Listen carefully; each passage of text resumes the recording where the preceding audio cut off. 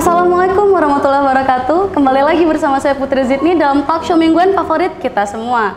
Nah sahabat masa kini, kalian udah pada tahu belum bahwa baru-baru ini Google merilis laporan Years in Search Google 2020 Indonesia. Nah di laman pencarian Google, kata e-learning meningkat sebesar 180%, laptop anak meningkat sebesar 315%, dan handphone anak meningkat sebesar 140%. Tentu saja itu semua merupakan imbas dari belajar online. Berbicara tentang belajar online, kini kita telah menghadirkan narasumber yang sangat spesial, yaitu Bunda Iliza Sa'aduddin Jamal yang merupakan anggota DPR RI Komisi 10 dan mantan Wali Kota Banda Aceh. Assalamualaikum Bunda. Assalamualaikum warahmatullahi wabarakatuh. Gimana nih kabarnya, baik? Alhamdulillah. Alhamdulillah ya. Gimana nih kegiatannya selama ini Bunda? Ya, ini lagi reses, pulang ke daerah ya untuk melakukan pengawasan, tinjauan, menyerap aspirasi. Ya tentu sangat rindu ya, terutama makanan Aceh. Makanan Aceh ya. Suasana kita di sini juga beda sama di Jakarta gitu. Iya benar-benar, karena makanan Aceh tuh khas banget Bunda ya. Dari mulai rasanya gitu ya. Baru tahu kalau udah di luar ternyata daerah sendiri jauh lebih enak gitu ya. Iya benar. Nah Bunda, di tengah padatnya jadwal kerja nih, Bunda masih sempat kunjungan ke sekolah-sekolah. Sebenarnya apa sih tujuannya Bunda? Ya, yang pertama menjalankan tugas, menjalankan amanah gitu ya. Ketika kita bicara dari tataran teori, kemudian kita mungkin mendengarkan informasi tanpa kita meninjau langsung, melihat langsung, kan itu semua jadi nggak balance gitu ya. Kalau kita udah langsung datang, kita langsung belanja masalah, kita langsung melihat apa yang sudah diberikan, apakah itu bermanfaat. Ini jauh lebih efektif daripada kita hanya membaca berita gitu ya, atau diskusi tidak tatap muka langsung. Saya memang lebih senang, rasanya lebih mengena ya kalau memang apa yang saya lihat itu yang nanti akan kita sampaikan. Kondisi yang benar pasti jauh lebih ya faktual ya, dibanding daripada kita melihat hanya sekedar berita-berita saja gitu. Nah dari dulu saya sukanya begitu. Jadi kalau turun ke lapangan itu beda ya, multiplier effects-nya itu dapat gitu. Informasi yang saya dapat itu menjadi lebih komprehensif gitu ya. Karena sambil kita jalan, kita udah lihat, oh ininya kurang nih gitu kan. Begitu kita jalan, kita lihat lagi ada persoalan lain. Diskusi sama anak-anak, nggak hanya bicara tentang apa yang menjadi persoalan hari ini, tapi kita juga melihat potensi dari mereka sendiri gitu ya. Fasilitas apa yang masih kurang, kemudian bagaimana kita juga bisa menyampaikan fasilitas yang ada harus dijaga, dimanfaatkan, dan happy, bahagia gitu. Nah kalau misalkan sekolah sekarang ini kan baru saja diberlakukan ya Bunda, dan itu tidak semua sekolah ya di Banda Aceh ini. Nah gimana Bunda ngelihat antusias anak-anak yang masuk lagi ke sekolah? Aduh luar biasa ya. Jadi saya memang sebetulnya dari apa yang selama ini kami diskusikan, katakanlah ada kunjungan kerja, kemudian melalui virtual gitu ya, ketemu dengan kepala daerah, ketemu dari para pelaku pendidikan, akademisi dan sebagainya, dan anak-anak juga yang kita tahu baik melalui media sosial. Jadi mereka berharap pertemuan tatap muka atau luring ini mereka lebih suka dibanding kegiatan pendidikan melalui daring gitu ya. Dan saat saya kunjungan ke sekolah, saya melihat diskusi sama mereka semua langsung begitu saya tanya mana enak nih, daring sama luring itu, langsung luring gitu. Terus sekarang sip-sipan gitu ya. Jadi satu hari mereka masuk, satu hari besok libur gitu. Terus saya tanya hari libur ngapain ya, ngerjain PR dan sebagainya. Pengennya sekolahnya itu sip-sipan atau masuk secara penuh gitu. Jadi artinya 1 tahun lebih kurang mereka ada di rumah dengan daring, itu membuat mereka boring, jadi ring-ring juga gitu ya, walaupun saya airnya kurang gitu ya. jadi semua mereka jadi nggak enak katanya, karena ya walaupun ilmunya disampaikan, apalagi kayak matematik yang eksak gitu ya, jadi mereka nggak bisa ada tanya jawab gitu. Terus sama siapa mereka harus bisa diskusi dan sebagainya. Kadang orang tua juga nggak punya kemampuan dari sisi ilmu yang cukup gitu untuk mendampingi anaknya. Nah ini menjadi persoalan dan mereka kadang-kadang ternyata lebih memilih aktivitas di luar. Ada yang mungkin dari sisi ekonomi kurang gitu ya. Jadi mereka daripada ikut daring lebih pilih kerja di luar rumah gitu. Dari yang tadinya anak ini berprestasi menjadi tidak berprestasi. Jadi hal ini mempengaruhi ternyata ketika pendidikan daring ini dilakukan kan secara secara mendadak gitu, tanpa ada persiapan yang cukup gitu, sehingga mereka kadang-kadang sulit untuk mau masuk akses ke apakah misalnya mau ambil ruang guru atau nonton televisi atau yang lain-lain ya. Jadi ini menjadi persoalan ternyata gitu. Jadi mereka jauh lebih happy, lebih senang gitu ya untuk mengikuti kegiatan secara tatap muka secara langsung karena mereka dapat banyak hal gitu. Selain ilmu, mereka juga dapat bagaimana bersosial dengan kawan-kawan gitu. Nah, kalau menurut Bunda sendiri nih sebagai seorang ibu juga kan, apakah efektif Bun kalau misalkan sistem belajar daring itu diterapkan kepada siswa? Kalau efektif, tidak efektif, tapi kemudian kebutuhan ya saat ini memang dibutuhkan, jadi bisa dikolaborasikan gitu. Ada saat-saatnya mereka itu bisa lebih efektif diskusi apa dan sebagainya kalau jarak jauh gitu ya, tapi tidak secara terus-menerus gitu. Ada sesuatu yang dibutuhkan itu efektif, tapi tidak secara rutinitas mereka harus mengikuti kegiatan proses belajar dengan daring. Jadi anak-anak kita masih belum terbiasa untuk itu, apalagi kondisi kita ini belum kondusif dalam pelayanan secara menyeluruh gitu.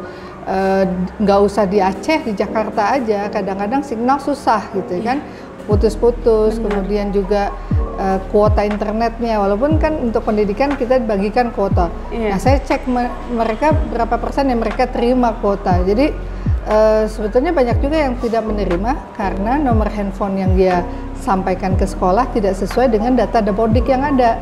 Jadi kan kuota yang dapat itu ya nggak semuanya bisa terserap. Jadi ya turun banyak hal yang kita bincangkan sama anak-anak. Tapi intinya ya kita berdoalah mudah-mudahan COVID-19 ini segera berakhir dan kehidupan kita bisa normal kembali. Iya, harapannya ke depannya supaya COVID ini segera berakhir ya, karena kasihan juga ya Bunda, karena kan anak-anak ini kan penerus bangsa ya Bunda ya. Kalau mereka saja antusiasnya kurang untuk menimbang ilmu ya, gimana mereka akan menghadapi tantangan ke depannya nanti ya Bunda ya.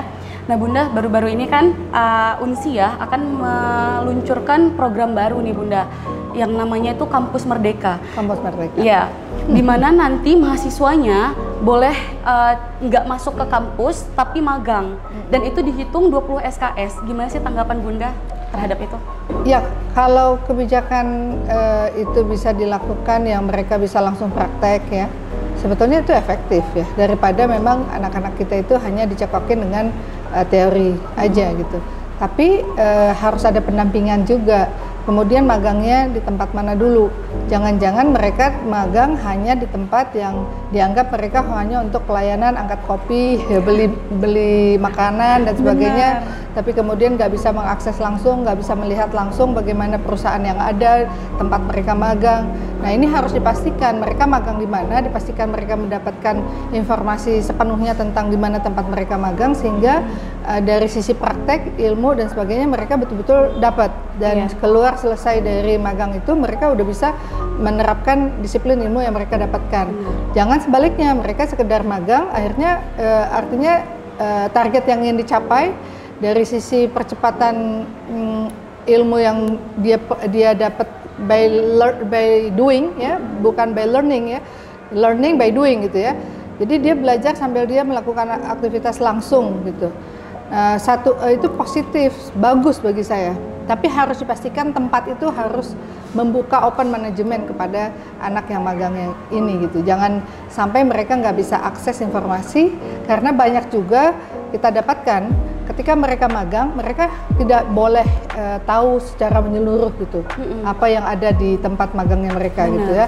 Hanya mereka diberikan surat dan sebagainya. Pokoknya selesai magang, udah mereka dapat sertifikat selesai magang di situ. Bukan itu yang kita harapkan. Iya benar.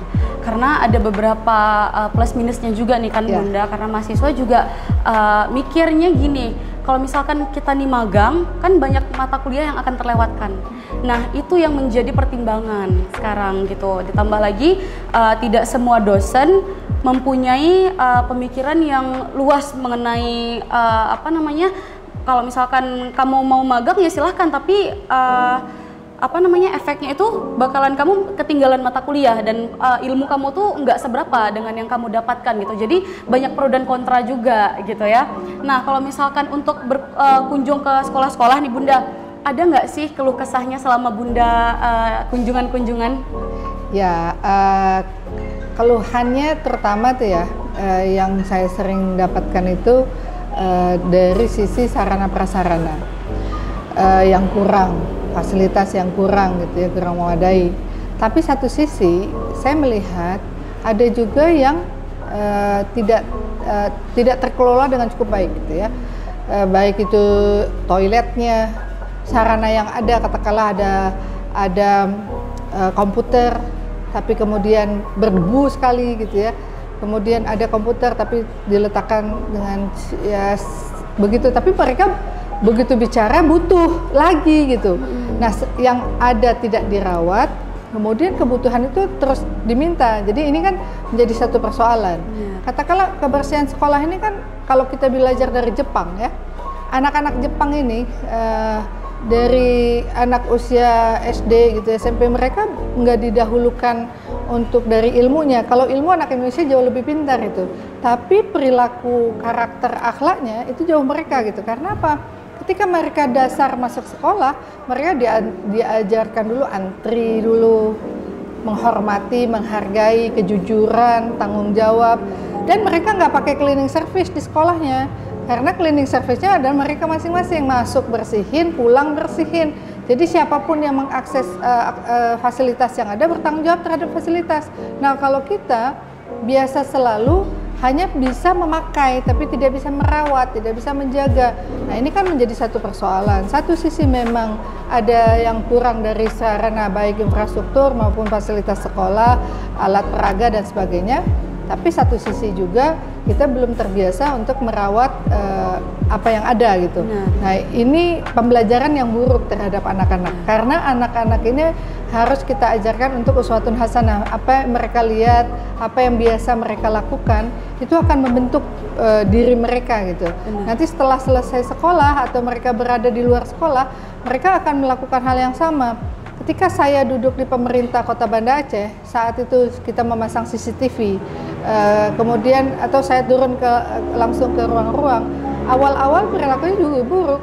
Ya sebetulnya kan itu cerminan dari ketika mereka bersekolah, katakanlah misalnya makan kacang, kulitnya berantakan, makan snack, kue berantakan. Kalau kita tanya, kenapa nih, kok nggak dibersihin, nanti datang cleaning service, kapan gitu. Si cleaning service berapa dibayar gitu ya, kenapa tidak bisa, manusia itu dididik tidak bisa memanusiakan manusia gitu. Nah akhirnya kan kita harus dengan dengan kebijakan aturan yang membuat akhirnya mereka harus mematuhi. Ternyata mereka melakukan itu karena aturan, bukan karena kesadaran. Nah ini kan yang kita takutkan, generasi kita ke depan masih seperti ini misalnya. Nah puntung rokok dibuang di dalam pot sampah gitu, pot bunga gitu ya. Saya bilang ini subur amat nih bunganya gitu ya. Di mana nih cari pupuk yang begini? Padahal kan kita lagi menyindir. Nah ini di mana ya? Padahal mereka kan berpendidikan, berilmu tinggi, lulusan sekolah-sekolah hebat. Tapi ternyata karakter mereka nggak hebat. Jadi ini yang kita mau adalah ketika kita datang ke sekolah, kita melihat hal itu, ya saya selalu mengatakan, kalau misalnya kayak kemarin ada satu sekolah yang saya kunjungi, mereka bilang, kita tuh karena anak-anak di sini anak-anak yang kurang menengah ke bawah ya, kurang mampu, fasilitas kita katakanlah misalnya mereka ahli di bidang seni gitu, bajunya Bu nggak kinclong lah, nggak cakep gitu kayak sekolah-sekolah lain yang lebih hebat, lebih modern, anak-anak orang kaya. Tapi performa mereka luar biasa. Nah mereka jadi minder katanya ketika mereka mau tampil, baju mereka jelek, mereka minder. Nah, saya bilang, kok kenapa justru gurunya yang minder? Saya bilang, yang namanya baju itu kita usahakan untuk berikan yang terbaik. Tapi mental mereka harus mental pemenang, performan mereka harus lebih bagus. Kalau performan mereka akan bagus, tampil akan maksimal, mereka akan jadi juara. Hasil juara itu kan bisa beli baju baru. Kenapa mesti kita mengajarkan anak-anak selalu dengan fasilitas yang prima, fasilitas maksimal? Coba ajarkan mereka, ayo kita tampil prima, walaupun dalam kondisi yang seperti ini orang nggak lihat pakaiannya, tapi mereka akan melihat bagaimana penampilan kita gitu ya. Jangan sebaliknya, si guru malah mundur ke belakang, si anak apalagi gitu kan. Jadi itu hal-hal yang salah. Jadi sambil saya turun gitu, sambil diskusi, sambil memberikan motivasi gitu. Kira-kira ada nggak sih Bunda upaya untuk meningkatkan antusias anak-anak dalam menempuh ilmu gitu ya? Karena kan mereka calon-calon agent of change ya. Jadi kalau misalkan antusias mereka kurang tuh rasanya akan merugikan bangsa juga gitu ya Bunda? Ya, gimana ya, kalau anak-anak sekarang ini kan era digital ya, anak-anak millennials ya, nanti generasi Z lain lagi gitu ya. Generasi sekarang generasi transisi sebetulnya, di mana bisa jadi era digitalisasi ini bisa membuat mereka rusak, atau bisa membuat mereka akan terbang lebih tinggi gitu ya, lebih hebat gitu. Sebetulnya untuk motivasi diri mereka udah gampang gitu diakses gitu. Mereka bisa mengakses siapa sih orang terhebat, bagaimana dia meraih sukses dan sebagainya. Nah, yang harus kita giring mereka, harus kita ajak mereka itu benar-benar mereka menggunakan mata dan kemaluan mereka itu sesuai dengan apa yang Allah mau gitu. Nah, saya tadi menarik ya ketika saya berkunjung ke SMA Negeri 2 Banda Aceh gitu ya. Saya mencoba untuk agar si anak ini mau menyampaikan dia mau jadi mimpinya apa gitu ya, dan kenapa dia mimpi itu, apa yang ingin target dia dicapai. Nah, bagaimana dia melihat Aceh hari ini. Ternyata si anak itu bisa menjawab dengan cukup baik gitu. Dia mau kenapa dia harus di situ dan kenapa dia mau di situ dan targetnya apa. Kemudian ketika kita tanya kondisi daerah, dia langsung menjawab kondisinya seperti ini. Kira-kira kamu memberikan solusinya apa? Solusi A gitu ya. Ya itu dari versinya dia. Artinya si anak ini kalau saya mengamati secara sekilas, dia udah pintar mengakses informasi yang ada. Jadi media sosial yang dia gunakan, media sosial yang sifatnya pemberitaan, menambah knowledge untuk dirinya gitu ya. Begitu juga si anak perempuan ketika saya tanya, kamu mau jadi apa? Psikolog gitu ya. Dan yang sangat menarik, dia udah paham betul, seakan-akan dia udah sekolah psikolog gitu. Dia udah paham betul apa-apa teori secara teori. Dan kemudian ketika saya tanya, kalau kamu ingin kamu ingin menyampaikan pesan kepada Pak Menteri Nadiem Makarim, apa yang kamu mau sampaikan? Dia langsung bilang, saya ingin menyampaikan sistem perankingan itu saya tidak sepakat dengan sistem perankingan. Kenapa? Bisa jadi ranking yang dia dapat dengan cara yang curang, nyontek misalnya, katanya begitu ya. Bisa jadi anak yang nggak nyontek ini, cuman dia cara penyampaiannya dia masih belum bisa, padahal ilmunya dia penuh gitu ya. Terus waktu dia menyampaikan hal itu dengan ya percaya dirinya, artinya gini, begitu dia punya mimpi, dia punya ingin capai sesuatu, dia udah akses itu dari sekarang, sehingga kalau nanti dia masuk tuh tinggal poles-poles aja udah jadi psikolog gitu. Terus nah dari karakter itu kan kita bisa lihat, kalau kamu melihat sesuatu, kamu melihat dari mana dulu? Kayak melihat dari kurangnya dulu, dari hal kira-kira kalau saya melakukan ini dampak negatifnya apa gitu. Jadi ukuran dia ketika ini dampak negatifnya lebih banyak, maka saya tinggalkan gitu. Artinya itu kan seorang anak siswa SMA sudah bisa bicara begitu kan luar biasa gitu ya. Nah, sebetulnya untuk memotivasi mereka hal-hal yang seperti ini, konten-konten yang menarik buat anak muda, kemudian solusi-solusi apa, tempat ruang diskusi, tempat ruang mereka bisa bertanya, ini harus diperbesar. Karena kan anak muda ini pengennya banyak tahu gitu ya. Jangan ditutup akses untuk mereka diskusi. Kalau mereka ada komplain sesuatu, jangan dimarahi gitu. Ya saya juga ya pertemuan hari ini gitu ya. Saya sebetulnya pengen mengunjungi anak yang di Aceh yang rakit senjata yang lagi ditahan gitu ya. Nah, itu sebetulnya harus dipelajari dulu si anak ini kenapa dia rakit senjata, misinya apa. Kalau dia memang ingin menerapkan ilmu yang dia dapat, skill dia dapat ketika dia bersekolah di SMK, justru anak ini harus dapat beasiswa terbaik di dunia gitu. Benar. Karena si anak ini adalah anak yang cerdas, pintar, jangan dimatikan untuk ditangkap kemudian ditahan sekian tahun gitu ya. Nah ini kan artinya sistem pemerintahan kita ini harus dilihat mana yang potensi, mana yang harus diasah, mana yang memang harus dihukum gitu. Jangan semuanya itu ketika mendapatkan sesuatu langsung dengan hukuman, punishment. Nah ini bukan harusnya kalau dia bisa memproduksi, kan kita bisa menjadi pemasok gitu. Dan hasil karya anak Aceh ini kan keren sebetulnya. Nah hal-hal yang seperti inilah yang mungkin perlu kita diskusi gitu, sehingga anak-anak itu termotivasi, punya spirit, punya keinginan, punya mimpi yang mereka nantinya bisa mereka wujudkan.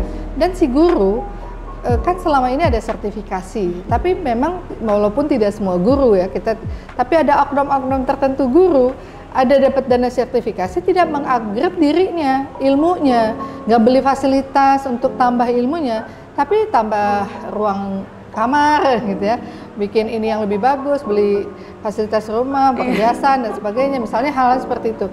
Nah ini kan ketika si murid lebih cerdas karena dia mengakses informasi lebih mudah, ketika dia komplain sama si guru jadi marah gitu. Nah, terjadi kekerasan, hal-hal seperti ini. Padahal masing-masing udah punya punya perhatian dari pemerintah untuk bisa meningkatkan kapasitas ilmu SDM dari si guru itu sendiri. Nah ini juga masih menjadi persoalan di kita gitu ya. Ya kita berharap metode pola cara pemberian itu semua, reward yang mereka dapatkan itu benar-benar bisa mereka manfaatkan untuk menjadi guru yang lebih profesional. Berbicara sedikit tentang sosial media nih Bunda, jadi baru-baru ini aja Putri tuh ada kegiatan namanya River School, jadi dimana kita tuh ngajak anak-anak sekolah untuk memberikan sosialisasi tentang kebersihan lingkungan. Jadi di tengah perjalanan Putri nanya nih sama salah satu orang anak gitu, kalau tamat SMA nanti mau kuliah di mana, jurusan apa gitu. Terus dengan gampangnya dia jawab, enggak, saya nggak mau kuliah. Loh kenapa? Iya, karena kan ngapain kuliah? Orang sekarang itu sosial media udah berperan penting. Jadi selebgram aja, kayak Aukarin, dia bilang gitu. Nanti endorse, giliran endorse kan nanti dapat duit gitu. Raffi Ahmad aja tamatan SMA, jadi orang yang paling kaya. Ngapain harus sekolah? Nah, tanggapan-tanggapan seperti itu tuh Bunda, gimana tanggapan Bunda mendengarnya? Ya memang nggak semua orang itu bisa berduit ya. Iya benar. Bisa hebat karena pendidikan. Benar. Tapi ketika mereka pun tidak mengecap pendidikan, tapi mereka mengakses pendidikan secara mandiri, kan otomatis dia punya ilmu. Yang penting yang dia miliki kan ilmu. Benar. Kalau misalnya ijazah dan sebagainya itu kan kalau kita mau akses pekerjaan yang punya persyaratan. Iya. Ya, misalnya jadi politisi, kalau tamatan SMP kan nggak bisa gitu ya. Benar. Harus SMA gitu ya. Tapi ada juga menteri yang ijazahnya nggak tinggi tapi jadi menteri. Benar, gitu. Benar. Jadi artinya memang ada benarnya kalau memang dia memang memilih itu, ya dia harus memberikan yang terbaik untuk itu gitu. Benar. Jadi nggak bisa kita menjudge anak-anak seseorang anak gitu ya ketika dia memilih jalur hidupnya, kemudian kita langsung bilang kamu wajib sekolah gitu. Benar. Dia pasti SD pasti dia udah dong gitu ya, SMP benar. Udah ya, kalau SMA udah gitu ya. Benar. Melanjutkan kuliah ini kan pilihan dia. Benar. Tapi untuk kapasitas diri saya nggak menafikan banyak anak-anak yang nggak bisa mengakses secara akademik formal, mereka sekolah informal tapi mereka lebih hebat. Itu banyak di zaman sekarang karena zaman sekarang itu zaman serba terbuka, zaman yang serba bisa mudah untuk mengakses sesuatu. Tapi ketika dia mengecap pendidikan secara formal kan jauh lebih hebat gitu ya. Kalau dia punya talents, kemudian dia bisa dididik, diajarkan, jadi dia otodidak juga. Nah ini akan bisa lebih wow gitu ya. Ya kan ya Raffi Ahmad dan sebagainya itu kan sebahagian kecil. Benar. Jadi mayoritas kan semuanya kalau dia berbasis pendidikan dengan secara formal dan informal dia dapatkan tentu akan lebih hebat dan lebih bagus gitu ya. Tapi kita tidak bisa menafikan kalau mereka memang pilihannya tidak sekolah, tidak melanjutkan sekolah ke jenjang yang lebih tinggi, ya asah mereka, didik mereka, ajak mereka, rangkul mereka. Tadi saya baru menghadiri ya, kemarin kita ada memberikan dukungan bantuan untuk pelatihan bagi anak-anak yang tidak melanjutkan sekolah. Jadi mereka lulusan dari SMA ya, dari usia 18 sampai 20 tahun. Jadi mereka nggak ngelanjutin kuliah, tapi mereka mau punya skill, katakanlah skill untuk kecantikan gitu ya, merias, tata rias. Jadi mereka dilatih selama 1,5 bulan. Ternyata tadi ketika saya bertemu dengan mereka, mereka bilang alhamdulillah gitu, kami sekarang sudah mampu dan kemudian kami sudah punya pelanggan gitu ya, udah ada yang panggil kami, penghasilan kami udah sekian sebulan gitu ya. Artinya kan ini juga pilihan. Nah, pemerintah itu memberikan perhatian. Jadi dari Kemendikbud ya, itu juga memberikan kesempatan dan perhatian bagi anak-anak yang tidak melanjutkan pendidikan. Ada program namanya PKW dan PKK gitu ya. Jadi mereka dilatih, dididik untuk punya skill gitu. Punya skill itu apa yang mereka minati. Katakanlah misalnya anak-anak perempuan nih mau jadi yang jahit baju, kostum dan sebagainya, itu juga ada pelatihannya. Oh mau tata rias ada juga. Oh mereka mau buat kreativitas apa, terus mereka menjual secara online, itu juga ada gitu. Jadi begitu juga dari Kemenparekraf gitu, ekonomi kreatif dan sebagainya. Jadi bagi mereka tetap diberikan perhatian dan pemerintah tetap hadir di tengah-tengah anak-anak yang seperti ini. Benar-benar. Berarti kesimpulannya adalah memang pendidikan itu penting ya, tapi anak-anak bebas untuk memilih minat di bidangnya masing-masing ya Bunda, apakah itu di bidang akademik, apakah itu di bidang kreatif ya. Karena banyak banget anak-anak kreatif dari Indonesia ini ya yang memang dibanggakan sampai tidak hanya nasional namun internasional ya Bunda ya. Terakhir nih Bunda, harapan Bunda nih untuk anak-anak penerus bangsa nanti. Ya harapannya teruslah jadi anak-anak yang kreatif, yang inovatif, anak-anak cerdas, anak-anak yang bahagia, yang bisa juga membahagiakan orang lainnya. Karena khairun nas yanfa'uhum linnas, sebaik-baik manusia adalah manusia yang bermanfaat bagi orang lain gitu. Yang penting bagi saya generasi ini adalah generasi yang bisa berakhlakul karimah, generasi yang taat kepada Allah. Insya Allah kalau yang kita cari adalah keberkahan, dia akan dapat dunia dan akhirat. Jadi artinya ya mudah-mudahan generasi muda kita generasi yang sangat membanggakan negeri ini dengan beribu-ribu, berjuta-juta kreativitas dan inovasi yang bisa mereka lahirkan, dan insya Allah Indonesia akan bisa menjadi banknya kreativitas dunia. Amin. Amin, insya Allah. Nah, udah nggak terasa nih kita udah di penghujung acara. Sahabat masa kini, jangan kemana-mana, nantikan talk show kita selanjutnya. Saya Putri Zidni pamit undur diri. Assalamualaikum warahmatullahi wabarakatuh. Waalaikumsalam warahmatullahi wabarakatuh.